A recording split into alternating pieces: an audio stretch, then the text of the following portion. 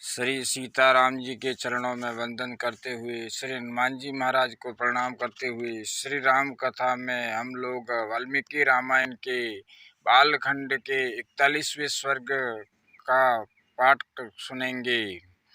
इस सर्ग में सगर की आज्ञा से अंशुमान का रसातल में जाकर घोड़े को ले आना और अपने चाचाओं के निधन का समाचार सुनाना।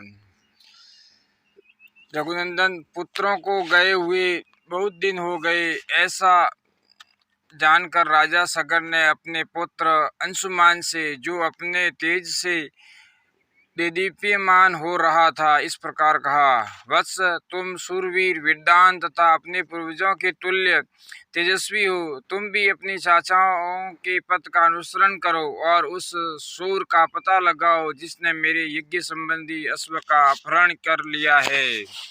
श्री सीतारामचंद्र भगवान की जय। देखो, पृथ्वी के भीतर बड़े बड़े बलवान जीव रहते हैं, अतः उनसे टक्कर लेने के लिए तुम तलवार और धनुष भी लेते जाओ।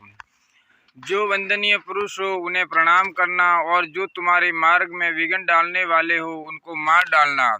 ऐसा करते हुए सफल मनोरथ होकर लौटो और मेरे इस यज्ञ को पूर्ण करो। महात्मा सगर के ऐसा कहने पर शीघ्रता पूर्वक पराक्रम कर दिखाने वाला वीरवर अंशुमान धनुष और तलवार लेकर चल दिया।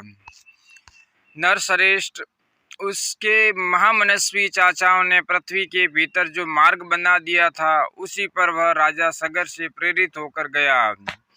वहां उस महातेजस्वी वीर ने एक दिग्गज को देखा, जिसकी देवता, दानव, राक्षस, पिशाच, पक्षी और नाग सभी पूजा कर रहे थे। उसकी परिक्रमा करके कुशल मंगल पूछकर अंशुमान ने उस दिग्गज से अपने चाचाओं का समाचार तथा अश्व चुराने वाले का पता पूछा। उसका प्रश्न सुनकर परम बुद्धिमान दिग्गज ने इस प्रकार उत्तर दिया। असमंज कुमार, तुम अपना कार्य सिद्ध करके घोड़े सहित शीघ्र लौट आओगे। उसकी यह बात सुनकर अंशुमान ने क्रमशः सभी दिग्गजों से न्यायानुसार उक्त प्रश्न पूछना आरंभ किया। वाक्य के मर्म को समझने तथा बोलने में कुशल उन समस्त दिग्गजों ने अंशुमान का सत्कार किया और यह शुभ कामना प्रकट की कि तुम घोड़े सहित लौट आओगे।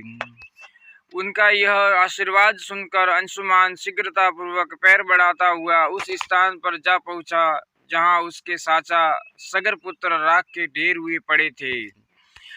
उनके वध से असमंज पुत्र अंशुमान को बड़ा दुख हुआ। वह शोक के वशीभूत हो अत्यंत आर्त भाव से फूट फूट कर रोने लगा। दुख शोक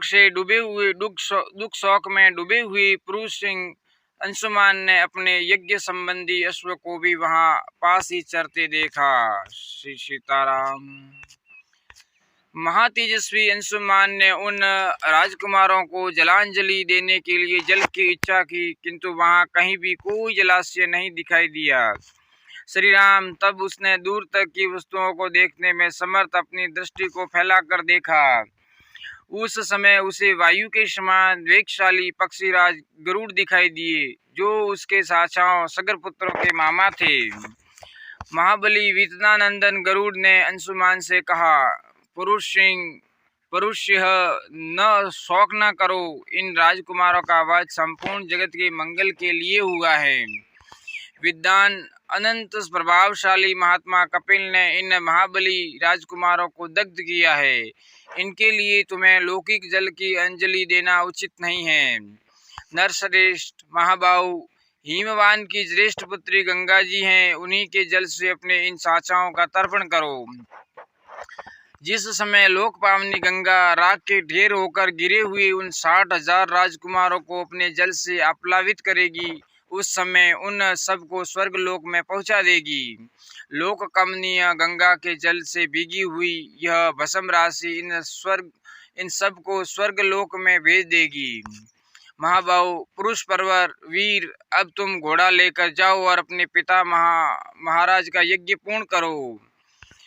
पितामह का यज्ञ पूर्ण करो। गरुड़ की यह बात सुनकर अत्यंत पराक्रमी महातपस्वी अंशुमान घोड़ा लेकर तुरंत लौट आया। रघुनंदन, यज्ञ में दीक्षित हुए राजा के पास आकर उसने सारा समाचार निवेदन किया और गरुड़ की बताई हुई बात भी कह सुनाई। अंशुमान के मुख से यह भयंकर समाचार सुनकर राजा सगर ने कल्पोक्त नियम के अनुसार अपना यज्ञ विधिवत पूर्ण किया।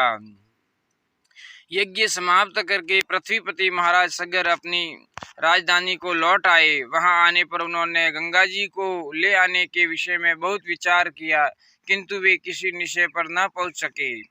दीर्घकाल तक विचार करने पर भी उन्हें कोई निश्चित उपाय नहीं सूझा और 30,000 वर्षों तक राज्य करके वे स्वर्गलोक को चले गए। श्यावर रामचंद्र की जय, पवन सुत हनुमान की जय, हर हर महादेव की जय। ऐसे ही सत्संग व कथा से संबंधित वीडियो सुनने के लिए इस चैनल को सब्सक्राइब करें। अगर यह वीडियो आपको पसंद आए तो लाइक करें और आगे से आगे शेयर करें। श्री सीतारामचंद्र भगवान की